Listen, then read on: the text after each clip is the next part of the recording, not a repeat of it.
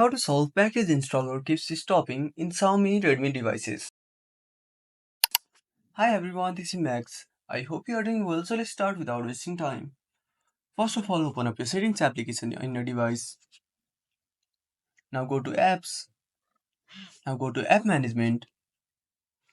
Now tap on the three dots and click on show system. Now tap on the search bar and search for package installer.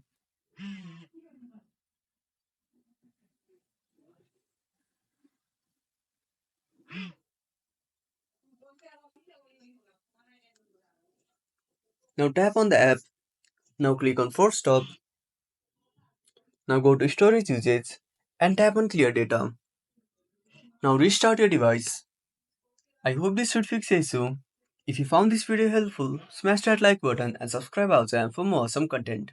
Have a burning question or want to suggest a topic? Drop down a comment below.